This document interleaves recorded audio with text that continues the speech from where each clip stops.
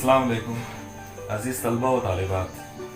आज के इस चौथे लेक्चर में जो टॉपिक हम शुरू करने जा रहे हैं उसका उन्वान है सुपर पोजिशन ऑफ वेव्स, यानी लहरों का इंतबाक।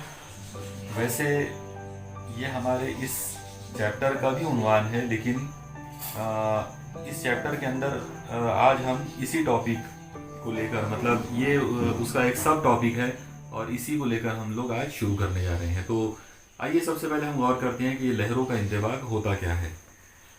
देखिए, इसमें सबसे पहले हम ये तसव्वुर करेंगे कि वास्ते का कोई एक ज़र्रा मान लो कि पॉइंट पी है और इस ज़र्रे पर एक लहर का अमल किया गया। सपोज़ करो कि इसके ऊपर जो पहली लहर इसके ऊपर जो अमल कर रही है, उसने इस ज़र्रे को ऊपर की सिमत में ये इस तरीके से यहाँ तक ऐसे हटा दिया।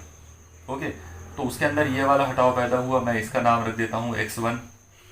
अब सपोज़ करते हैं कि इसी ज़र्रे के ऊपर एक और लहर जो है वो आई और उसने भी इसी ज़र्रे के ऊपर अमल किया। तो जब एक दूसरी लहर इसके ऊपर आकर अमल करेगी, तो अगर वो भी पॉजिटिव सिमत वाली हो, मतलब वो भी इसी तरह से फराज वाली हो, तो यहाँ पर उसका जो हटाव है वो कुछ इस अंदाज में पैदा हो जाएगा। मान लो कि ये दूसरे वाली लहर पहले वाली लहर से थोड़ी सी बड़ी है। ओके, तो हम लोग देखेंगे कि उसका ये वाला हटाव होगा। यहाँ पर हम लोग इस हटाव का नाम रख देंगे x2। अब आप गौर करो कि पहले एक लहर का अमल हुआ। सपोज करो कि मैं उस लहर का या उस तवानाई का नाम E1 रख देता हूँ, तो उसकी वजह से ये वाली लहर पैदा हुई। उसके बाद एक दूसरी तवानाई या दूसरी लहर का अमल हुआ, मैं उसका नाम E2 रख देता हूँ और उसके ज़रिए ये वाली लहर पैदा हुई। आप लोग गौर कीजिए, उस हालत में जब इस ज़र्रे के ऊपर ये दोनों तवानाइयाँ, मतलब E1 और E2, या ये दोनों लहरें एक साथ मिलकर इसके ऊपर अमल करेगी, अगर ये दोनों तवानाइयाँ इस ज़र्रे के ऊपर आकर एक साथ अमल करेगी, तो हम लोग बिल्कुल देखकर ही अंदाज़ा लगा सकते हैं कि पहली लहर ने उसको यहाँ तक हटाया, दूसरी लहर ने यहाँ तक हटाया। तो जब ये दोनों मिलकर अमल करेंगे, तो दोनों मिलने के बाद एक बड़ी लहर जो है वो यहाँ पर तैयार हो जाएगी। अगर मैं उस बड़ी लहर को यहाँ पर ये इस तरीके से डॉटेड लहर से मैं अगर दिखाना चाहूँ, तो उसका मुझे हटाव कुछ इस तरह से बताना पड़ेगा। ये वाला उसका हटाव होगा। सपोज करो कि ये हटाव x है, तो मैं यहाँ पर बताऊँगा x is equal to x1 plus x2। Okay, एक सिंपल सी चीज़ यहाँ पर हमने बात की। आप लोग गौर करो, इसी को नंबरों में भी आप समझ सकते हो, बल्कि नंबरों में इसको समझना और ज़्यादा आसान होगा। जैसे मान लो कि पहली तवानाई है जिसने इसके अंदर 3 सेंटीमीटर का फासला तय किया, हटाया, या 3 सेंटीमीटर का फासला उस ज़र्रे में पैदा हुआ पहली तवानाई से। दूसरे वाली जो तवानाई या दूसरे वाली जो लहर है उसके ज़रिए यहाँ पे 4 सेंटीमीटर का फासला तय हुआ। तो क्या होगा, जब ये दोनों मिलकर एक साथ अमल करेंगे तो ये दोनों को यहाँ पर हमको ऐड कर देना पड़ेगा। इसका मतलब उस सूरत में ये हो जाएगा 3 और 4 का मजमुआ। ओके, तो ये था पहला तस्वुर, यानी पहला आइडिया जिसके अंदर हमने दोनों तवानाइयों को या दोनों लहरों को इसके अंदर एक ज़र्रे पर अमल किया और हमको ये वाला फार्मूला जो है यहाँ पर मिल गया है। आइए अब इसी चीज़ को हम थोड़ा सा बदल कर, थोड़ा सा इसी चीज़ का एक दूसरा पहलू भी लेते हैं। सपोज़ करो कि ये वही वाला ज़र्रा है पॉइंट P, और इस ज़र्रे के ऊपर पहले वाली तवानाई मतलब E1 अमल कर रही है। तो जब E1 इसके ऊपर अमल करेगी तो इसका अंदर कुछ तो भी ये ऐसा हटाव पैदा हो जाएगा। सपोज़ करो कि ये हटाव x1 है, मतलब ये तवानाई के ज़रिए इतना हटाव उसमें पैदा हुआ। अब एक दूसरी तवानाई को लेकर आते हैं।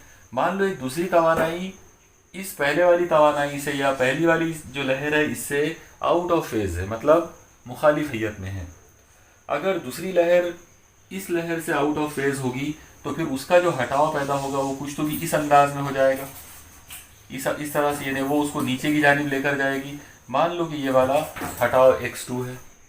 अब आप गौर करो कि जब ये दोनों लहरें एक साथ इस ज़र्रे के ऊपर आकर अमल करेगी, तो अब जो नया हटाव पैदा होगा, अगर हम लोग उसको x नाम दे देते हैं, तो उसकी जो कीमत होगी वो हो जाएगी x1 प्लस माइनस x2। यहाँ पर माइनस x2 क्यों लिया गया, तो उसका रीज़न ये है कि ये जो x2 है ये डाउनवर्ड डायरेक्शन में नीचे है, और जब कोई चीज़ हम लोग औसत मकाम से नीचे की सिमत में लेंगे, तसव्वुर करेंगे, तो हम लोग उसको मनफी लेना पड़ेगा। इसका मतलब ये हुआ कि पहले वाली केस में, पहला जो इससे पहले वाला जो केस मैंने आपको बताया था, उस वक्त फॉर्मूला मिला था x1 प्लस x2, क्योंकि दोनों साथ में थे। और अभी वाले केस के अंदर हुआ x1 प्लस माइनस x2, क्योंकि दोनों जो है, दोनों एक दूसरे से आउट ऑफ फेज है, दोनों एक दूसरे से मुखालिफ है। तो एक चीज़ यहाँ पे हो रही है कि दोनों हालतों के अंदर हमने यहाँ पे मजमुआ लिए। ये सबसे ख़ास गौरतलब बात है कि दोनों मरतबा हमने यहाँ पर मजमुआ, तो हमने देखा कि यहाँ पर ये जो प्लस है, ये प्लस मजमुए का नाम है, लेकिन ये मजमुआ एक मरतबा बढ़ेगा और एक मरतबा इसकी कीमत जो है वो कम हो जाएगी। आप लोग गौर करो, अगर मैं यहाँ पर ये वाली हालत को अगर लेता हूँ तो इस जगह पर इसकी कीमत बढ़ जाएगी, ओके। लेकिन अगर मैं ये वाली हालत लेता हूँ तो यहाँ पर x की जो कीमत है वो कम हो जाएगी। मुझे यकीन है आपको ये सब समझ में आ गया होगा इतना। तो अगर दो लोगों का मजमुआ लेने पर एक बार अगर कीमत बढ़ रही है और मजमुआ लेने पर एक बार कीमत कम हो रही है, तो ऐसा जो मजमुआ होता है हम उसे वेक्टर सम या सिमती मजमुआ कहते हैं। सिमती मजमुआ जो है वो हमारे सिंपल मजमुए से अलग होता है। सिमती मजमुए के अंदर हम सिमतों की मुनासिबत से उनको जमा करेंगे, या फिर हम उन क्वांटिटी को वेक्टोरियली, मतलब सिमती मिकदारी अंदाज में हम उनका मजमुआ लेंगे, ओके। तो अब आप लोग गौर कीजिए कि यहाँ पर जो ज़र्रा जो है, मतलब ये जो पॉइंट पी है, इस पॉइंट पर जब एक ही वक्त में एक से ज़्यादा लहरों का जब अमल किया गया, तो उस वक्त इस पॉइंट में पैदा होने वाला जो माहासिल जो हटाव है, वो उन लहरों के, यानी मुंतबिक होने वाली उन तमाम लहरों के सिमती मजमुए या वेक्टर सम के बराबर हमको मिला। ये वाला जो अमल होता है इसे कहते हैं लहरों का इंतिबाक। तो अगर हम लहरों के इंतिबाक को एक उसूल के तौर पर, यानी एक कानून के तौर पर अगर इसको हम बयान करना चाहें, तो हम इस तरह से बोल सकते हैं कि जब वास्ते के किसी एक ज़र्रे पर बैक वक्त एक से ज़्यादा, यानी दो या दो से ज़्यादा लहरें अमल करती हैं, तब उस ज़र्रे में पैदा होने वाला माहासिल हटाव दोनों या तमाम लहरों के इनफिरादी हटाव के सिमती मजमुए के बराबर, यानी वेक्टर सम के बराबर होता है। तो ये जो चीज़ मैंने अभी आपको बताया, इसे कहते हैं लहरों के इंतिबाक का उसूल। अब हम यहाँ पर इस लहरों के इंतिबाक के इस उसूल को दो अलग अलग मरहलों में या दो अलग अलग केसेस के तौर पर हम लोग इसको पढ़ सकते हैं, ओके। तो देखिए, मैं यहाँ पर आपको सिर्फ 3 अलग अलग फिगर्स के ज़रिए समझाने की कोशिश करूँगा। पहले मैं यहाँ पर ले लेता हूँ केस 1, ओके। आप लोग देखिए, सपोज़ करो कि यहाँ पर ये एक लाइन है जो कि मैं, क्योंकि मुझे 3 अलग अलग चीज़ें लेना है, इसलिए मैं ये 3 मरतबा इसको बना रहा हूँ। ये एक पॉइंट P है, ये वही वाला पॉइंट P है, और ये भी वही वाला पॉइंट P है, ओके। अब सपोज़ करो कि इस पॉइंट P पर एक साथ 2 लहरें अमल कर रही है, मगर दोनों भी लहरें एक जैसी हैयत में है। मतलब हमारा जो पहला केस है वो है सेम फेज के लिए, हम लोग यहाँ पर एक जैसी यानी यकसा हैयत की हम लोग बात करेंगे, ओके। तो आइए गौर करते हैं। सपोज़ करो कि यहाँ पर एक जो लहर है वो ये वाली लहर है, इस लहर ने इसके ऊपर आकर अमल करना शुरू किया, यानी ये इसके तरफ जा रही है, ओके। अब मैं यहाँ पर एक लहर इस साइड से लेकर आ जाता हूँ। सपोज़ करो कि उतनी ही बड़ी उसी टाइप की ये दूसरी लहर है और ये लहर ऐसे आ रही है। अब आप गौर करो, देखो क्या होगा। ये दोनों लहरें, मतलब ये वाली लहर इधर जा रही है, ये लहर इधर आ रही है, दोनों लहरें दोनों का फराज बनाया है। इसका मतलब क्या हुआ कि दोनों एक जैसे फेज में हैं। अब ये जब दोनों लहरें यहाँ इस जगह पर आएगी, तो आप लोग इमेजिन कर सकते हो, देखो क्या होगा। मान लो ये वाली लहर जब पॉइंट P पर आकर अमल करेगी, तो इसका जो हटाव है वो हटाव यहाँ पर हमको कुछ तो भी ये इस तरह से नज़र आएगा, ये इस सिमत में जा रही है। और बिल्कुल उसी वक्त ये वाली लहर इस जगह पर जब आएगी, तो इसका जो हटाव है वो भी इसी के साथ में होगा। मतलब उसको हम लोग यहाँ पर ये कुछ इस तरह से बता देते हैं जब ये दोनों मिलकर, और जाहिर है ये लाल वाली जो लहर है तो ये इधर जा रही है, जब ये दोनों मिल जाएंगे तो इन दोनों का मजमुआ जो यहाँ पर होगा वो मजमुआ डेफिनेटली दोनों के मजमुए के बराबर होगा। उसको हम ये इस तरीके से दिखा सकते हैं। मतलब इस जगह पर हमको क्लियर कट नजर आया x is equal to x1 plus x2। अगर हम इसका नाम x1 और यानी इसका हटाओ x1 और इसका हटाओ x2 लेते हैं तो ये दोनों का मजमुआ हो गया। अगली बार क्या होगा कि ये जो लाल लहर है ये अपनी रवानी में इस तरफ चले जाएगी, मतलब इधर से आने वाली ये लहर इस साइड में चले जाएगी, और ये जो ग्रीन वाली लहर जो इधर से इधर जा रही थी ये लहर यहाँ से निकलकर इधर चली जाएगी। तो आप लोग देखो तीन अलग अलग फिगर्स के जरिए आप इस पूरी पिक्चर को या पूरे मामले को जो है वो आप समझ सकते हो। क्या हुआ इसके अंदर, ये वाली लहर इधर आ रही थी, ये लहर इधर आई, जब ये दोनों पॉइंट पी पर आए तो दोनों मिक्स हो गए, और मिक्स होकर उनकी वैल्यू जो है वो बड़ी हो गई, उनका जो हटाव है वो बड़ा हो गया। उसके बाद क्या हुआ, दोनों लहरें जो है वो अपने अपने जो उनकी जो यूजुअल जो सिमत थी वो अपने अपनी सिमतों के अंदर चले गए। मतलब लाल वाली जो लहर है वो इधर जा रही थी तो वो इधर चले गई कंटिन्यूएशन में, जो ग्रीन वाली लहर उधर जा रही थी वो उधर चले गई। इसका मतलब ये हुआ कि दोनों लहरों के पहले वाले हैता में और बाद वाले हैता में कोई फर्क नहीं पड़ा। ओके, सिर्फ जिस वक्त वो दोनों इंटरफेयर हुए, जिस वक्त वो दोनों आपस में एक दूसरे के अंदर मिक्स हुए, एक दूसरे के अंदर जब उन्होंने मुदाखलत किए या जब वो एक दूसरे के ऊपर आकर मुंतबिक हो गए, उस वक्त उन्होंने एक महासिल हटाव पैदा किया था जिसकी कीमत इस तरह से हमने बता दी है। ओके, ये हमारा पहला केस हो गया। अब हम यहाँ पर देखेंगे, ये हमने अभी पहला केस जो देखा इसमें हमने दोनों मुंतबिक होने वाली दोनों लहरों को एक जैसी हैयत का तस्वुर किया था। ओके, अब हम दो लहरों को आउट ऑफ फेज मतलब मुखालिफ हैयत वाले यहाँ पर हम लोग तस्वुर करेंगे। तो अब मुझे यहाँ पर लेना है दो ऐसी लहरें जो आउट ऑफ फेज हों। आउट ऑफ फेज का मतलब रहेगा मुखालिफ हैयत। तो ये हमारा केस सेकंड होगा। अब आप देखिए इसमें हम क्या करते हैं, फर्ज करो कि ये एक पॉइंट पी है वास्ते का, और इसके ऊपर ये वाली लहर इसके ऊपर इधर से जाकर अमल कर रही है। अब मुझे दूसरे वाली जो लहर यहाँ पे लाना है तो उसको इस सिमत में से लाना है, यानी इस साइड से वो आएगी, लेकिन ये वाली लहर आउट ऑफ फेज है, मतलब ये लहर कुछ इस तरह से है। अब आप इमेजिन करो, देखो जब ये लहर और ये लहर दोनों बिल्कुल सेम है, यानी एक जैसी है, उनके जो हैता है वो बिल्कुल एक जैसा है, लेकिन आउट ऑफ फेज है, मतलब मुखालिफ हैयत में दोनों के दरमियान 180 डिग्री का या पाई रेडियन का फर्क है। जब ये दोनों, ये वाली लहर इधर जाएगी और ये लहर इधर आएगी, अब ये दोनों का संगम जो है वो पॉइंट पी पर होगा, मतलब दोनों पॉइंट पी पर आने के बाद दोनों मिल जाएंगे।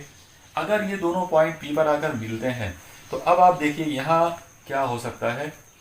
अगर हम इस जगह पर इसको हम लोग यहाँ पर बनाने की कोशिश करते हैं कि पॉइंट पी पर एग्जैक्टली क्या होगा। ओके, तो सबसे पहले आप देखो कि ग्रीन वाली जो लहर है उसका हटाव कुछ ऐसा हुआ इस अंदाज में पॉइंट पी पर, और ये ग्रीन के बाद ये लाल वाली जो लहर आई तो इसका जो हटाव है वो कुछ इस अंदाज में हुआ यहाँ पर।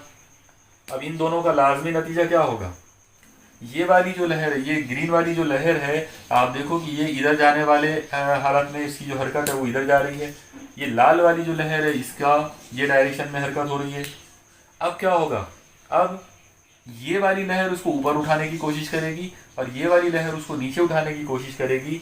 इसका नतीजा ये होगा कि पॉइंट पी जो है वो यहीं रहेगा, जहाँ है वहीं रहेगा, क्योंकि ना तो वो ऊपर जा पाएगा ना नीचे जा पाएगा। ऊपर वाली लहर उसको ऊपर खींच रही है, नीचे वाली लहर उसको नीचे खींच रही है। इसका मतलब ऊपर वाली कुव्वत से नीचे वाली कुव्वत, या ऊपर वाली तवानाई से नीचे वाली तवानाई, ऊपर वाली लहर से नीचे वाली लहर, ये कैंसिल हो जाएगी। और अगर ये कैंसिल हो जाती है तो वो ज़र्रा अपनी जगह पर कायम रहेगा, जहाँ है वहीं रहेगा। इसके बाद अगर हम अगली स्टेप पे गौर करें कि आगे क्या होगा, तो बहुत सिंपल सी चीज़ है।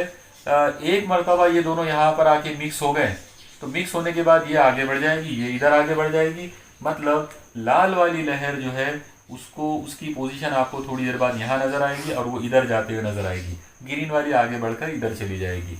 अब आप गौर करो कि इस मरतबा हमको यहाँ पर ये फार्मूला जो है एग्जैक्टली ये वाला जो फार्मूला हमको मिला, ये फार्मूला कुछ इस तरह से मिला। x1 प्लस माइनस x2, मतलब एक्चुअली हुआ क्या, इसका हटाओ अगर x1 लेते हैं, इसका x2 लेते हैं, तो x1 ऊपर की जानिब है और x2 नीचे है, तो दोनों का मजमुआ इस तरह से आया। अगर x1 और x2 इक्वल अगर लेते हैं तो फिर उस सूरत में यहाँ पर x बराबर 0 हो जाएगा। यानी हम दो अलग अलग लहरों को मिक्स कर रहे हैं, लेकिन फिर भी पॉइंट P के ऊपर जो हटाव पैदा हुआ वो 0 हो गया। तो ये था आउट ऑफ फेज, मतलब मुखालिफ हैयतों वाली लहरों का आपस में मिलना या उनका आपस में एक दूसरे के ऊपर मुंतबिक होना या इंतबाक होना, यानी इंतबाक का अमल इस तरह से ये दो अलग अलग हालतों में हो सकता है। तो अब हमको यहाँ पर ये पूरी जो डिटेल्स अभी हमने देखा, इससे क्या चीज़ समझ में आई, तो एक बहुत सिंपल सी चीज़ हम लोग यहाँ पर अब बयान कर सकते हैं। मैं इन दोनों बातों को समराइज करके यहाँ आपको लिखने की कोशिश करता हूँ। आप लोग देखिए, हमने केस 1 देखे, केस 1 हमने देखा सेम फेस के लिए। जब हमने सेम फेस की बात की तो हमको x की कीमत मिली x1 प्लस x2 और हमने देखा कि ये कीमत बढ़ गई थी, मतलब जो x है उसकी कीमत ज़्यादा थी। ओके, फिर इसके बाद हम लोगों ने केस सेकंड देखा। केस सेकंड हमने देखा आउट ऑफ फेज या अपोजिट फेज, उसको आउट ऑफ फेज भी कहते हैं या अपोजिट फेज भी कहते हैं। इस सूरत में हमने देखा कि x की जो कीमत हमको मिली वो आई x1 प्लस माइनस x2 और इस वक्त हमने देखा कि x की जो कीमत है वो डाउन हो गई है। ओके, उसकी कीमत जो है वो नीचे चले गई और अगर ये दोनों इक्वल हो तो x की कीमत 0 भी हो सकती है। तो इस तरह से हमको ये समझ में आया कि इंतबाक जब होता है, जब एक लहर के ऊपर कोई दूसरी लहर आकर मुंतबिक हो जाती है और उनके दरमियान सुपरपोजिशन मतलब इंतबाक का जब अमल होता है, तो इस अमल के नतीजे में जो महासिल हटाव जो पैदा होता है वो बढ़ भी सकता है और वो कम भी हो सकता है। अगर दोनों लहरें एक जैसी हैयत में हैं, सेम फेज में अगर हैं, तो महासिल हटाव बढ़ेगा, और अगर दोनों लहरें या दोनों जो तवानाइयाँ हैं अगर वो आउट ऑफ फेज हैं, तो फिर जो महासिल हटाव है उसकी कीमत घट जाएगी, वो कम हो जाएगी। जब एक जैसी हैयत वाली लहरें एक दूसरे के ऊपर मुंतबिक होती हैं और महासिल हटाव की कीमत जब बढ़ जाती है, इसे हम तामीरी तदाखुल, इसे हम तामीरी तदाखुल कहते हैं, मतलब कंस्ट्रक्टिव इंटरफेरेंस कहते हैं। तो ये तामीरी तदाखुल, आप याद रखो, तामीर जो वर्ड है, कंस्ट्रक्टिव जो वर्ड है, वो अच्छाई के लिए इस्तेमाल होता है। तो यहाँ पर क्या हुआ, दो लहरों ने मिलकर जो हटाव है उसको बढ़ा दिया। दो लहरें आपस में ऐसी मिली, ऐसा उन्होंने एक दूसरे के अंदर इंटरफेयर किया कि उसके नतीजे में जो नतीजा जो निकला, जो हटाव जो पैदा हुआ वो बढ़ गया। क्योंकि नतीजा अच्छा निकला है, नतीजा जो है हटाव जो है वो बढ़ गया है, इसलिए हमने इसका नाम रखा है तामीरी तदाखुल या कंस्ट्रक्टिव इंटरफेरेंस। लेकिन जब दो लहरें आउट ऑफ फेज होंगी, एक दूसरे से मुखालिफ हैयत में होंगी और फिर भी वो इंटरफेयर करती हैं, फिर भी वो मुंतबिक होती हैं एक दूसरे के ऊपर, तो जो रिजल्ट आया वो कम हो गया, मतलब जो हटाव पैदा हुआ वो घट गया है, वो कम हो गया है। इसको हम लोग कहेंगे तखरीबी तदाखुल। तखरीबी तदाखुल का मतलब होता है डिस्ट्रक्टिव इंटरफेरेंस, मतलब यहाँ पर तखरीब कारी हो गई, मतलब यहाँ तखरीब का मतलब होता है तोड़फोड़ वाली चीज़ या जो गैर तामीरी होती है, मतलब अच्छाई के अपोजिट, बुराई के लिए आप तखरीब वर्ड इस्तेमाल कर सकते हो। तो तखरीबी तदाखुल का मतलब रहेगा दो लहरों का ऐसा मिलना, उनका इस अंदाज में मुंतबिक होना एक दूसरे के ऊपर कि महासिल हटाव की कीमत जो है वो घट जाए, वो कम हो जाए, इसको हम लोग बोलेंगे तखरीबी तदाखुल। तो इस तरह से लहरों का जो इंतबाक है वो हमेशा दो मुख्तलिफ किस्म के तदाखुल पैदा कर सकता है, तामीरी तदाखुल यानी कंस्ट्रक्टिव इंटरफेरेंस या तखरीबी तदाखुल यानी डिस्ट्रक्टिव इंटरफेरेंस। ओके, अब यहाँ पर आप लोग वैसे तो ये इतना डिटेल्स इसके लिए काफ़ी है, लेकिन एक और पॉइंट आप लोग याद रखो कि कौन कौन सी लहरें हैं दुनिया में जो एक दूसरे पर मुंतबिक हो सकती हैं। तो आप लोग गौर करो कि जो तजुर्बात हुए हैं उन तजुर्बात से ये चीज़ ध्यान में आई है कि आवाज़ की लहरों में इंतबाक का उसूल पाया जाता, नूर की लहरों में इंतबाक का उसूल पाया जाता, इसके अलावा अगर आपने कोई धाती तार लिए और उसको छेड़ दिए तो उसमें जो अर्जी लहर पैदा होगी, उस अर्जी लहर में भी जो है लहरों का इंतबाह का उसूल जो है वो काम करता है। अर्जी लहर जाने वाली एक यानी अगर किसी तार को छेड़ दिया जाए और उसमें एक अर्जी लहर अगर पैदा हो जाए तो वो अर्जी लहर पर मुखालिफ सिमत से आने वाली अर्जी लहर अगर मुंतबिक हो जाए तो वहाँ पर साकिन लहरें पैदा हो जाती है। तो वो जो साकिन लहरें यानी स्टेशनरी वेव्स जो हैं उन पर भी लहरों के इंतबाह का उसूल जो है वो काम करता है। इसका मतलब ये हुआ कि दुनिया की तमाम लहरों में यानी ऑल टाइप्स ऑफ वेव्स, तमाम लहरों के ऊपर लहरों के इंतबाह का उसूल जो है वो काम करता है।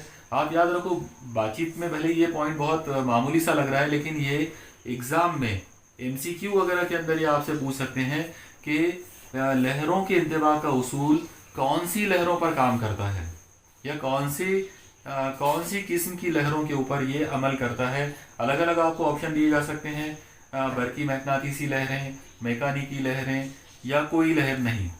ओके, तो अगर इस तरह का कोई सवाल अगर पूछा जाए तो आप याद रखो कि उसका जवाब होगा तमाम किस्म की लहरें। दुनिया में जितने भी किस्म की लहरें होंगी उन तमाम लहरों के ऊपर principle of superposition of waves, मतलब लहरों के इंतबाह का उसूल जो है वो बिल्कुल एक जैसे अंदाज में, बिल्कुल सही अंदाज में जो है वो अमल करता है।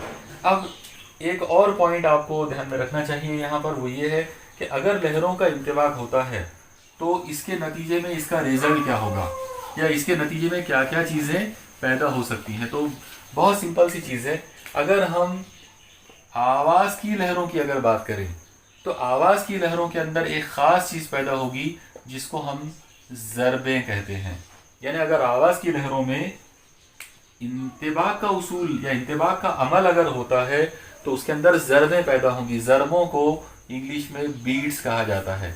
तो ये आप लोग लहरों के इंतबाह के उसूल का पहला इतलाक या पहला इस्तेमाल के तौर पर आप इसको नोट करो कि मान लो अगर आपसे ये पूछ लिया जाए कि लहरों के इंतबाह के उसूल के इतलाक क्या क्या हैं, इसके इस्तेमाल क्या क्या हैं, तो इसका जो पहला इतलाक है वो ये है कि आवाज़ की लहरों में इंतबाह के उसूल की बुनियाद पर ज़रबें यानी बीट्स पैदा होती हैं। ये इसका पहला इस्तेमाल हो गया। ओके, इसका दूसरा इस्तेमाल अगर हम नूर की लहरों के अंदर यानी लाइट वेव्स के अंदर अगर हम बात करें तो यहाँ पर तदाखुल नूर पैदा होगा यानी इंटरफेरेंस ऑफ लाइट, इंग्लिश में इसे कहेंगे इंटरफेरेंस ऑफ लाइट। तो ये जो इंटरफेरेंस ऑफ लाइट जो है ये इंशाल्लाह हम लोग इसके बाद वाला जो चैप्टर है उसके अंदर हम डिटेल में पढ़ने वाले हैं। तो तदाखुल नूर होगा नूर में, तो यहाँ पर आप पॉइंट इस तरह से नोट कर सकते हो कि लहरों के इंतबाह का उसूल नूर में या नूर की लहरों में तदाखुल नूर पैदा करता है।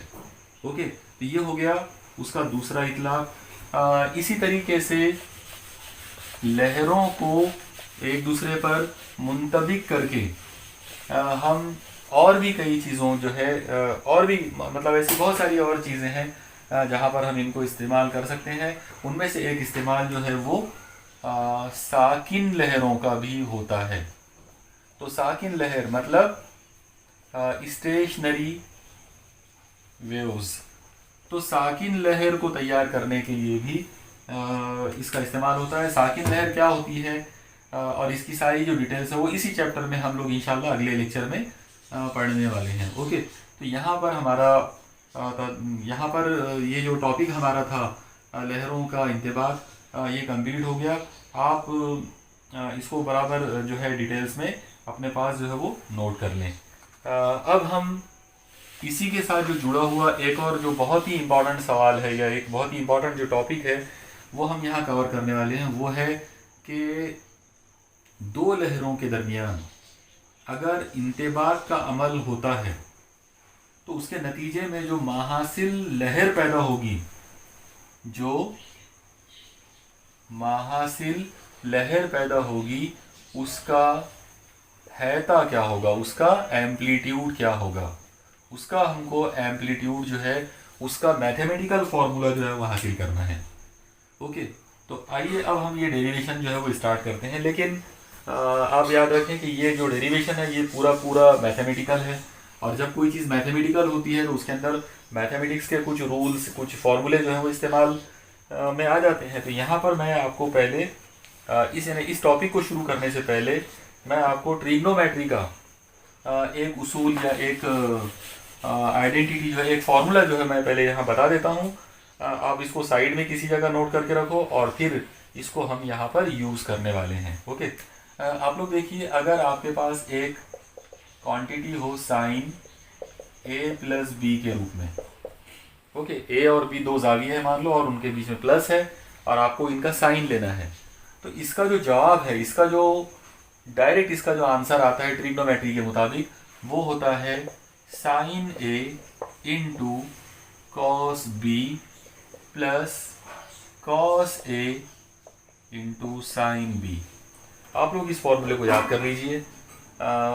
जब तक आपको ये फॉर्मूला याद नहीं रहेगा तब तक आप बहुत सारे आर्टिकल्स कर नहीं पाओगे। ओके, तो इस चैप्टर के अंदर हम पहली बार इस फॉर्मूले का इस्तेमाल करेंगे। Sine A plus B is equal to sine A plus sine A cos B plus cos A sine B. यहाँ पर आप याद रखो ये पहली टर्म है sine A into cos B plus ये दूसरी वाली टर्म है cos A into sine B. ठीक है, तो मुझे यकीन है आपको ये ध्यान में आ गया होगा, इसको आपने नोट कर लिया होगा।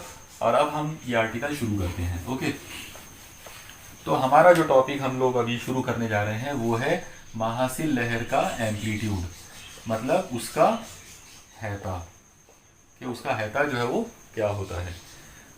आइए सबसे पहले हम इसमें फ़र्ज़ करते हैं कि मान लो हमारे पास दो अलग अलग लहरें हैं, दोनों लहरों की तवातीर बिल्कुल एक जैसी है, लेकिन दोनों का हैता अलग अलग है। एक लहर का हैता A1 है और दूसरी लहर का हैता A2 है। ओके, अब क्योंकि दोनों की तवातीर एक जैसी है, इसका मतलब दोनों की जो ज़ावियाई रफ्तार है वो बिल्कुल सेम होगी, तो इसकी ज़ावियाई रफ्तार मैं ओमेगा ले लेता हूँ और दूसरे वाली लहर की ज़ावियाई रफ्तार भी ओमेगा ले लेते हैं। अब एक और चीज़ है जिसका इसमें फ़र्क पैदा हो सकता है और वो ये है कि दोनों की हैयतें, मतलब दोनों के फेज़ अलग अलग हो सकते हैं दोनों लहरों के। तो हम लोग ऐसा करते हैं कि मान लो पहले वाली जो लहर है तो इसका जो हैयती ज़ाविया है मान लो वो 0 है। ओके, और दूसरी जो लहर है तो उसका हैयती ज़ाविया फाय है। एक का हैयती ज़ाविया हमने 0 ले लिया स्टार्टिंग और दूसरी का हैयती ज़ाविया मान लो कुछ और है, यानी फाय है। तो अगर ऐसी बात है, यानी पहली लहर का हैता A1, उसका ज़ावियाई जो रफ्तार है, ज़ावियाई तवातीर जो है वो ओमेगा और उसका जो हैयती ज़ाविया है वो 0, तो इसकी मसावत अलग बनेगी और इसकी मसावत अलग बनेगी। अगर मुझे इस लहर की मसावत बनाना हो तो इसकी मसावत आ जाएगी x1 इज इक्वल टू, लेकिन हम क्योंकि वाय महवर में आमतौर पे हम अर्जी लहर में खड़ी हमने देखा था कि हम यानी ये इस तरह से मान लो कि ये एक्स महवर है और ये वाई महवर है और ये वो ज़र्रा है, तो ये ज़र्रे को हम लोग इस तरह से हरकत में दे रहे हैं अर्जी लहर के टाइम पर ऊपर नीचे, मतलब हम लोग यहाँ पर एक्स ना लेते हुए हटाव के तौर पर वाई लेंगे। ओके, तो अगर मैं ये पहले वाली लहर का अगर मसावत लेता हूँ तो इसकी कीमत आ जाएगी, यानी इसकी मसावत आ जाएगी y1 इज इक्वल टू हैता है A1 साइन अंदर आ जाएगा ओमेगा टी प्लस 0। ओके, और अगर मैं ये वाली लहर की अगर बात करूं तो इसका जो मसावत बनेगी, इसका जो हटाव आ जाएगा, हटाव की मसावत जो बनेगी वो होगी y2 is equal to A2 sine omega t plus phi. Okay, तो अब आप लोग गौर से देखो, आपके पास दो मसावतें हैं, दो अलग अलग तरक्की पजीर मसावत लहरों की मसावतें। एक का हटाव y1 is equal to A1 sine omega t plus 0 है, 0 मतलब कुछ नहीं, और दूसरी जो लहर है उसका जो हटाव की मसावत है y2 is equal to A2 sine omega t plus phi. Phi जो है वो हैयती ज़ाविया है सेकंड लहर का। अब इमेजिन करते हैं कि ये दोनों लहरें एक ज़र्रे के ऊपर एक साथ आकर अमल करने लग गई। जब ये दोनों लहरें एक दूसरे के ऊपर यानी एक पॉइंट पर आकर मुंतबिक हो जाएंगी तो इंतबाक के उसूल के मुताबिक जो नया हटाव पैदा होगा वो होगा y is equal to y1 plus y2। हमने भी कुछ देर पहले देखा था इंतबाक का उसूल इंतबा के उसूल के मुताबिक क्या होता है, जब किसी एक जर्रे पर दो या दो से ज़्यादा लहरें आकर एक साथ अमल करती हैं तो हर लहर का अपना जो इनफिरादी जो हटाव है उसका हमको यहाँ पे सिमती मजमूआ लेना पड़ता है। ओके, तो y इज इक्वल टू क्या आ जाएगा, y1 प्लस y2। अब मुझे इन दोनों कीमतों को इस में लाकर रख देना है। तो चलो इस मैथमेटिकल डेरिवेशन की अब हम यहाँ पर शुरुआत करते हैं। सबसे पहले यह हो जाएगा y is equal to y1। जाहिर है y1 की कीमत क्या है, a1 sine omega t, plus 0 लिखने की ज़रूरत नहीं है, प्लस अब यहाँ पर हम इसमें ऐड करेंगे ये वाली लहर, जाहिर है वो लहर ये वाली है, ये आ जाएगा a2 sine omega t plus five. आप लोग हर स्टेप को बराबर नोट डाउन करते रहो। अगर ये वीडियो ज़्यादा फास्ट अगर चल रहा है तो आप इसको हर स्टेप को बराबर पॉज कर करके हर स्टेप को बराबर नोट डाउन करना और गौर से देखकर इसको पॉज कर करके आप लिखो। ओके, ये पहली स्टेप हो गई। अब आप थोड़ा गौर से देखो, यहाँ पर ये वाली क्वांटिटी ए है और ये वाली क्वांटिटी बी है, तो ये साइन ए प्लस बी जैसा बन गया। और अगर ये साइन ए प्लस बी जैसा बन गया तो मैंने आपको इस टॉपिक के शुरुआत में एक फॉर्मूला बताया था कि साइन ए प्लस बी क्या होता है।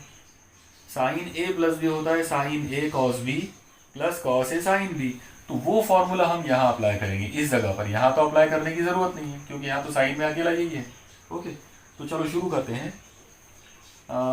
ये कुछ ऐसा हो जाएगा, y is equal to a1 sine omega t plus.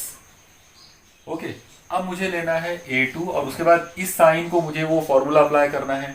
मैं उसको यहाँ नीचे लिख रहा हूँ, a2 एक करली ब्रैकेट, क्योंकि अब मुझे काफ़ी बड़ी टर्म लेना है। ओके, जाहिर है ये हो जाएगा साइन ए कॉस बी, ये हो जाएगा साइन ए कॉस बी। आप लोग देखो, sine A into cos B plus cos A into sine B. यहाँ पर ए की जगह पर मैंने ओमेगा टी लिया हूँ और बी की जगह पर फाई लिया है। ओके, ये हो जाएगा sine omega t cos phi plus cos omega t sine phi. मुझे यकीन है आपको ध्यान में आ गया होगा। ओके, चलो अब हम इसको और आगे बढ़ाते हैं। यह आएगा y is equal to a1 sine omega t plus, ये पहले वाली टर्म एज इट इज मैंने लिख दिया। अब ये वाली जो टर्म है इसके अंदर अगर मैं ये करली ब्रैकेट खोलता हूँ तो करली ब्रैकेट खोलने पर ये a2 अंदर चले जाएगा, a2 इसको मल्टीप्लाई होगा और ये a2 इसको भी मल्टीप्लाई होगा। तो ऐसा करने पर हम इसको थोड़ा सा इस तरह से ले सकते हैं। मान लो ये a2 अगर यहाँ आ गया, ये आ जाएगा a2 sine omega t cos phi. Okay, और अब ये a2 यहाँ आ गया, ये हो जाएगा plus a2 cos omega t sine phi. आप लोग देखिए यहाँ पर जब हमने करली ब्रैकेट को ओपन किए तो a2 अंदर मल्टीप्लाई हो गया, पहले ये वाली टर्म के साथ, बाद में ये वाली टर्म के साथ में।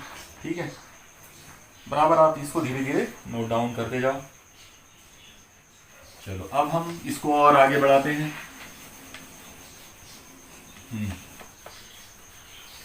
देखिए इसमें आगे अगली स्टेप में क्या होगा, y इज इक्वल टू, अब आप गौर से देखो ये वाली टर्म और ये टर्म, इन दो टर्म्स के अंदर आपको साइन ओमेगा टी जो है वो कॉमन दिख रहा है। तो हम इन दोनों में से साइन वाली जो टर्म है, साइन ओमेगा टी वाली जो टर्म है, हम इसको कॉमन निकाल सकते हैं। तो चलो यहाँ से इन दोनों में से हम साइन ओमेगा टी को कॉमन निकालते हैं। अगर हमने साइन ओमेगा टी को कॉमन निकाल लिया तो यहाँ से साइन ओमेगा टी चला गया तो यहाँ बचेगा a1 अकेला, क्योंकि ये साइन ओमेगा टी तो बाहर चला गया, a1 बाकी बचा, प्लस यहाँ से साइन ओमेगा टी चला गया तो यहाँ जो बचेगा वो होगा a2 कॉस फाइव। ओके, आप बराबर इसको देखकर जो है हर स्टेप को बराबर समझ के नोट डाउन करो। उसके आगे आएगा प्लस, अब आप देखो यहाँ पे A2 cos omega t sine phi ये लोग हैं, तो मैं कॉस ओमेगा टी को यहाँ पर पहले लिख देता हूँ। ये मैंने कॉस ओमेगा टी को पहले लिख दिया, उसके बाद करली ब्रैकेट, हालांकि ब्रैकेट की ज़रूरत नहीं है लेकिन जस्ट आपको समझाने के लिए मैं यहाँ पे अब ब्रैकेट लिख रहा हूँ। यहाँ करली ब्रैकेट ज़रूरी था क्योंकि ये प्लस वाली टर्म थी, यहाँ cos omega T into A2 into sine phi है। ओके, तो यहाँ क्या बचेगा अंदर, A2 साइन फाई, ये करली ब्रैकेट यहाँ पर क्लोज हो गया। ओके, आप लोग देखो एक बार बराबर हर स्टेप को जो है बराबर आप ध्यान में रखो। तो यहाँ पर हमने धीरे धीरे करके इन तमाम स्टेप्स को सॉल्व करते हुए हम इस स्टेप तक पहुँच गए। ठीक है, यहाँ आने के बाद अब हम एक नई चीज़ जो है वो इसके अंदर फर्ज कर सकते हैं। मान लो कि ये वाली जो टर्म है पहली करली ब्रैकेट के अंदर, मतलब A1 plus A2 cos phi, ये वाली जो टर्म है हम इसकी जगह पर एक नई टर्म जो है फर्ज कर लेंगे। ओके, मान लो कि इसकी जो महासिल जो कीमत है वो है A cos theta. Okay, theta कोई रिजल्टेंट एंगल है। ओके, और A जो है वो रिजल्टेंट एम्पलीट्यूड है जिसकी कीमत हमको मालूम करने का है। तो हम इस नंबर की जगह पर यानी इस क्वांटिटी की जगह पर हम फर्ज करेंगे A कॉस थीटा। उसी तरीके से अगर आप ये वाले करली ब्रैकेट के अंदर की ये जो टर्म है, अगर हम इसको इस पे गौर करें तो हम लोग इसको ऐसा ले सकते हैं A2 साइन फाई, ये जो चीज़ है हम इसको हटाकर इसकी जगह पर ले लेते हैं A साइन थीटा। मतलब हमने क्या किया यहाँ पर A1 A2 और फाई ये टर्म्स को हटाकर इनकी जगह पर एक जनरलाइज टर्म्स ले लिए A और थीटा।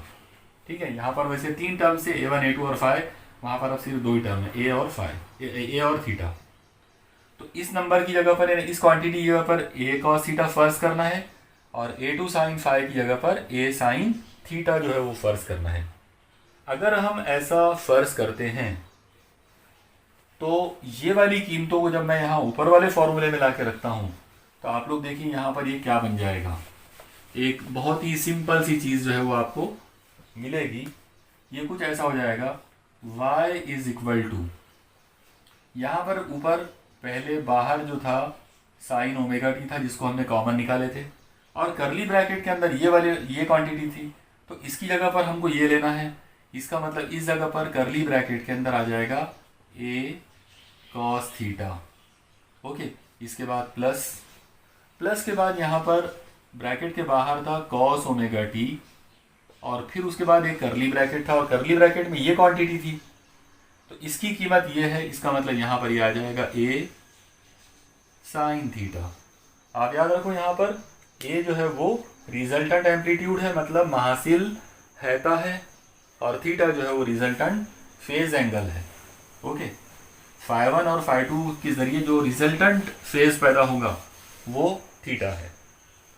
अब आप इसमें से गौर करो कि यहाँ पर sine omega T into A into cos theta, cos omega T into A into sine theta, इस तरह से हो गया। दोनों में ए कॉमन निकाला जा सकता है, तो अगर दोनों में से ए को कॉमन निकाला जाए तो ये कुछ ऐसा हो जाएगा, y is equal to A curly bracket. अब आप गौर करो, देखो करली ब्रैकेट के अंदर यहाँ से क्या बचेगा, sign omega t cos theta, और यहाँ से क्या बचेगा प्लस, ये बीच में प्लस है, यहाँ से बचेगा cos omega t sine theta करली ब्रैकेट क्लोज। ओके, एक बार फिर से आप देखो, दोनों में यहाँ पर ए था और ये सब इंटू में है, cos omega T into A into cos theta, cos omega T into A into sine theta, ऐसा है, तो ए कॉमन निकाल लिए। ओके, अब ये होने के बाद आप लोग गौर करो कि ये जो चीज़ हमको नज़र आ रही है, मान लो कि ये ए है और ये बी है, तो फिर जाहिर सी बात है ये ए है और ये बी है, तो क्या हो रहा, क्या नज़र आया, sign A cos B plus cos A sine B. और ये फॉर्मूला हमने शुरू में डिस्कस किए थे, ये फॉर्मूला था साइन ए प्लस बी का। इसका मतलब ये हुआ कि ये इतना बड़ा ये जो ब्रैकेट है, बेसिकली ये कीमत है साइन ए प्लस बी की, मतलब sign omega t plus theta की। तो अगर मैं यहाँ पर ट्रिग्नोमेट्री का वही वाला फॉर्मूला यहाँ अप्लाई करूँ तो इसका फॉर्मूला कुछ ऐसा आ जाएगा, y is equal to A curly bracket, और इसका पूरे का जो आंसर होगा वो आएगा साइन ए प्लस बी, मतलब sign omega t plus theta, करली ब्रैकेट क्लोज। अब जाहिर है ये करली ब्रैकेट का कोई मतलब है नहीं, मैं इसको शॉर्टकट में ऐसा लिख सकता हूँ, y is equal to A into sine omega t plus theta. अब आप गौर से इस इक्वेशन को देखिए, ये इक्वेशन एग्जैक्टली वही इक्वेशन है जो हमने एसएचएन में भी पढ़े थे। मतलब यहाँ पर एक चीज़ समझ में आ रही है कि जब वास्ते के किसी एक ज़रबे पर एक साथ एक जैसी तवातीर वाले या मुख्तलिफ हैता वाले या मुख्तलिफ हैयत वाले दो लहरें अगर एक साथ अमल करती हैं तो जो नई महासिल लहर पैदा होती है वो भी तरक्की पजीर होती है, वो भी सादा मौसीकी तरक्की पजीर लहर ही होती है, क्योंकि ये जो मसावत हमको मिली ये महासिल लहर को ज़ाहिर करने वाली मसावत है, यानी ये महासिल लहर को ज़ाहिर कर रही है। और इसको देखकर ये चीज़ समझ में आ रही है कि जो महासिल लहर जो पैदा हुई वो भी कोई नए किस्म की नहीं है, बल्कि वो भी सादा मौसीकी तरक्की पजीर लहर ही है। अब सवाल ये पैदा होता है कि ये ए जो है महासिल है का ये क्या होगा, तो क्या हम इसका फॉर्मूला जो है वो मालूम कर सकते हैं? तो बिल्कुल हम इसका फॉर्मूला एक अलग तरीके से जो है मैथमेटिकल तरीके से हम इसको मालूम कर सकते हैं। तो यहाँ तक आपने इसको नोट कर लिया होगा। अब हम देखो वापस मतलब आगे आगे बढ़ना है हमको, लेकिन आगे बढ़ने से पहले हमको दो इक्वेशंस की ज़रूरत पड़ेगी जो हमने बीच में इस्तेमाल किए थे, और वो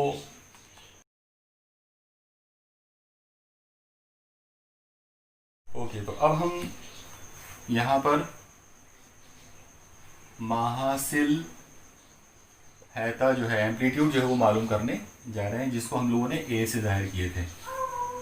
तो इसको मालूम करने के लिए हमको पुरानी दो मसावातों की ज़रूरत पड़ेगी। ओके, हमने इस डेरिवेशन के अंदर ये क्वांटिटी देखे थे a1 plus a2 cos phi, इसकी जगह पर हमने फ़र्ज़ किया था a कॉस थीटा। मान लो कि ये हमारी इक्वेशन नंबर ए है।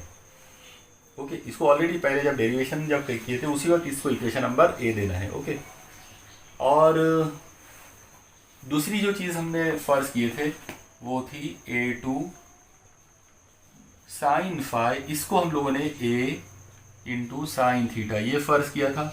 मान लो कि ये इक्वेशन नंबर बी है। तो अब हम यहाँ पर एक सिंपल सा काम ये कर सकते हैं, क्योंकि हमको ये a मालूम करना है और हमको यहाँ नज़र आ रहा है कि a के साथ में कॉस थीटा है, a के साथ में साइन थीटा है। तो साइन थीटा और कॉस थीटा को अगर गायब करना हो तो उसका एक आसान तरीका ये होता है, ट्रिग्नोमेट्री का एक सिंपल सा एक फार्मूला आपको पता होगा, आप याद रखो उसको। वो होता है sign square theta plus cos square theta, ये हमेशा 1 होता है। तो इस चीज़ का हम लोग यहाँ पर इस्तेमाल कर सकते हैं।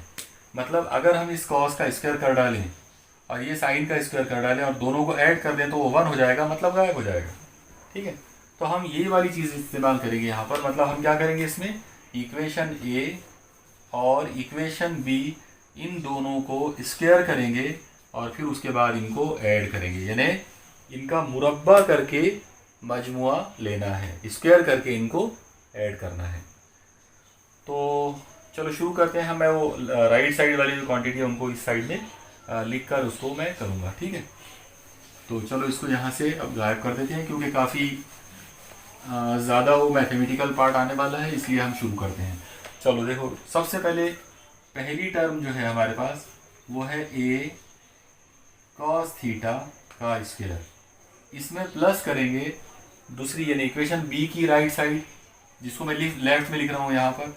तो a साइन थीटा का square is equal to, okay. अब लेफ्ट साइड वालों को स्क्वायर करके लिखना है, तो जाहिर सी बात है वो कुछ ऐसा हो जाएगा।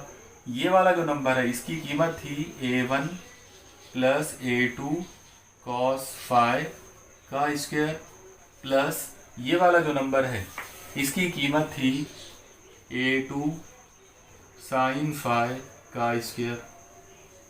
ओके, अब अगर हम इसको सॉल्व करते हैं, आप लोग देखो ये साइड को देखें, पहले लेफ्ट साइड को देखें, ये आ जाएगा a square cos square theta plus यहाँ पर इसको सॉल्व करेंगे, ये आ जाएगा a square sine square theta equal to. अब पहले वाला ब्रैकेट अगर सॉल्व करते हैं तो आप लोग देखो क्या हो सकता है। आप इसको a समझो और इसको b समझो, तो ये a plus B whole square वाला बन जाएगा फॉर्मूला। और आपको पता होगा a plus B whole square का फॉर्मूला क्या होता है, A square plus 2ab plus B square. तो ये फॉर्मूला आपको यहाँ अप्लाई करना है। आप याद रखो मैथमेटिकल फॉर्मूले जो आइडेंटिटीज जो हैं वो सब आपको याद होना ज़रूरी है। हर डेरिवेशन में जो भी मैथमेटिकल डेरिवेशन हो उसमें ये तमाम चीज़ों की बार बार ज़रूरत पड़ती है, ठीक है। तो आइए अब ये वाला फॉर्मूला यहाँ अप्लाई करें। ये आ जाएगा ए स्क्वायर मतलब a1 का स्क्वायर प्लस 2ab मतलब 2 times a1 a2 into cos phi plus B square मतलब a2 का square into cos square phi.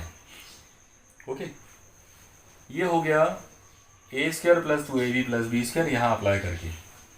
अब हम इसके आगे प्लस करेंगे ये वाला नंबर, जाहिर ये हो जाएगा a2 का square into sine square phi. इसमें अब आप बराबर इसको नोट करते जाओ हर स्टेप को, और जहाँ ज़्यादा गड़बड़ महसूस हो तो वहाँ वीडियो को पॉज करके नोट करो। थोड़ी सी भी इसमें मिस्टेक अगर हो गई तो आपका जो आंसर है वो गलत हो जाएगा, ठीक है। चलो लेफ्ट साइड में से हम ए स्क्वायर को कॉमन निकाल सकते हैं। आप देखो दोनों में ए स्क्वायर है। अगर मैंने यहाँ पर ए स्क्वायर कॉमन निकाल दिया तो ये क्या बचेगा, यहाँ पर cos square theta plus sine square theta is equal to. Right side के अंदर अगर हम गौर करें तो यहाँ पर ये पहली वाली टर्म है ए स्क्वायर प्लस दूसरी वाली टर्म है 2 times a1 a2 into cos phi plus. अब आप गौर करो बचे हुए जो दो टर्म्स हैं इनमें मतलब a2 स्क्वायर और यहाँ पर a2 स्क्वायर कॉमन निकाल सकते हो। तो अगर यहाँ से a2 स्क्वायर कॉमन निकाल लिए क्या आ जाएगा, a2 square in bracket cos square phi plus sine square phi. देखिए बराबर यहाँ से ए स्क्वायर कॉमन निकाले तो cos square theta plus sine square theta. ये a1 स्क्वायर ये term as it is 2a1 a2 cos phi, और इन दोनों में से a2 स्क्वायर कॉमन निकाले तो cos square phi plus sine square phi, ठीक है। अब अगर आप गौर करेंगे तो ये वाला जो नंबर है इसकी कीमत है 1, मतलब इसको लिखने की ज़रूरत नहीं पड़ेगी। इधर से ये वाला जो नंबर है ये भी 1 हो गया, मतलब इसको भी लिखने की अब ज़रूरत नहीं है। तो ये दो टर्म्स अगर हम गायब करते हैं, मुझे उम्मीद है यहाँ तक आप पहुँच गए होंगे, लिख लिए होंगे आपने बराबर। नोट डाउन करते जाओ आप हर स्टेप को। तो चलो ये स्टेप अब यहाँ से मैं हटा देता हूँ। ओके, तो जिन लोगों की वैल्यू 1 आ गई, मतलब ये वाला ब्रैकेट 1 हो गया और वो ब्रैकेट 1 हो गया, तो इन दोनों को गायब कर सकते हैं। इसको अगर गायब कर दिया जाए तो ये कुछ हो जाएगा A square is equal to into 1, A square into 1 है ना ए स्क्वायर। यहाँ से ये आ जाएगा a1 square plus 2 times a1 a2 into cos phi plus इसके बाद ये हो जाएगा a2 स्क्वायर इंटू 1 मतलब a2 स्क्वायर। ओके, अब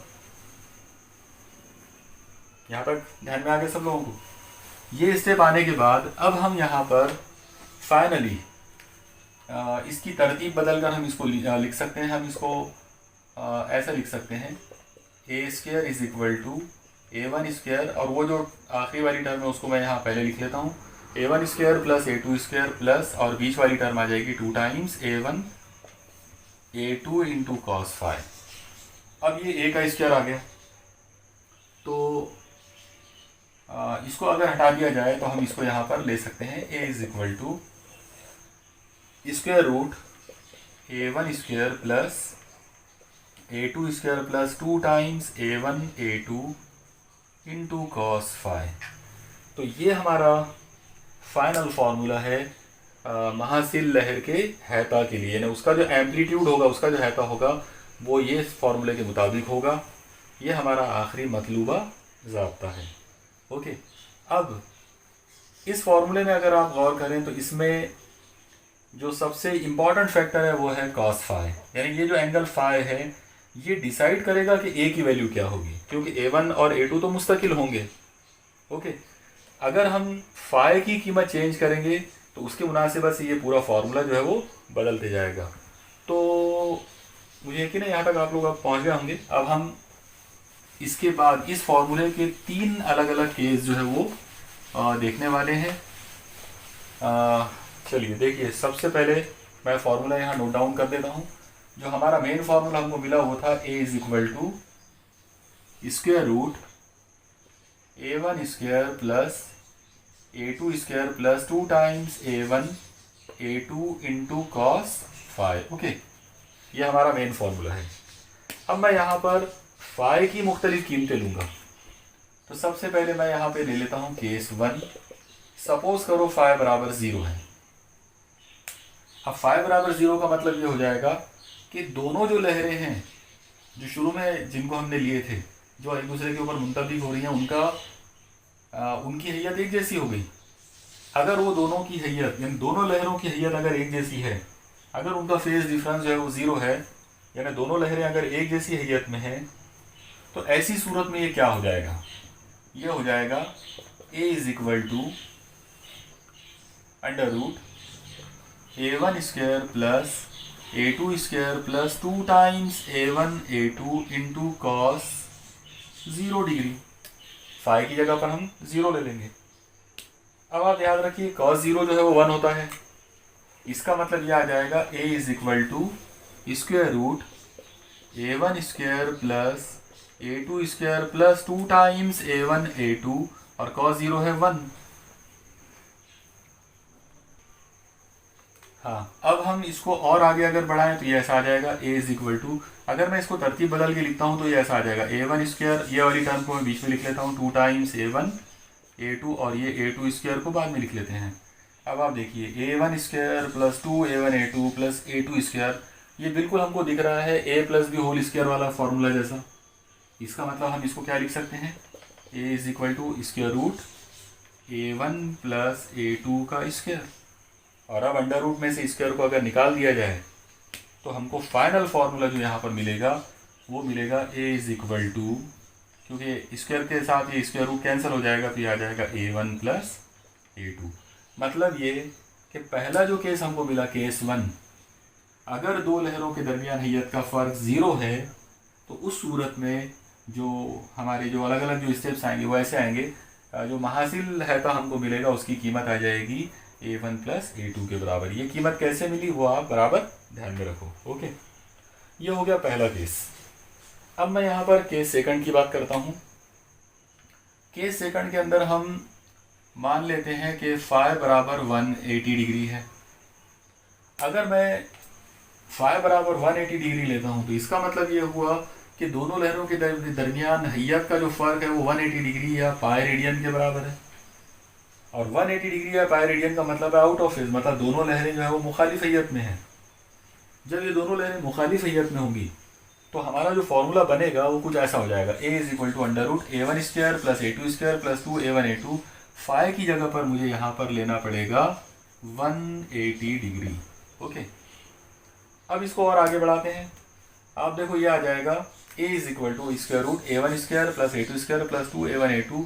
कॉस 180 का मतलब होता है -1। आप याद रखो कॉस 0 जो है वो 1 होता है और कॉस 180 डिग्री जो है वो -1 होता है।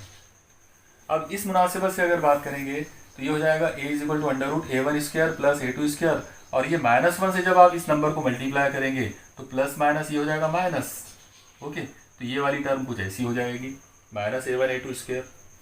अब ये वाली टर्म को मैं बीच में लिख दूँ तो यहाँ पर ये कुछ ऐसा आ जाएगा A1 is equal to under root A1 square, ये माइनस वाली टर्म को मैंने बीच में लिख दिया 2 times A1 A2 plus A2 square.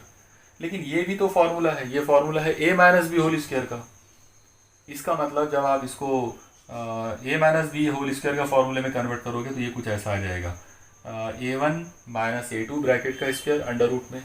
अब अंडर रूट में से जब आप स्क्वायर करोगे, अंडर रूट के अंदर जब इस क्वांटिटी का स्क्वायर आएगा तो आपका फाइनल आंसर जो आपको मिलेगा वो आएगा A1 माइनस A2।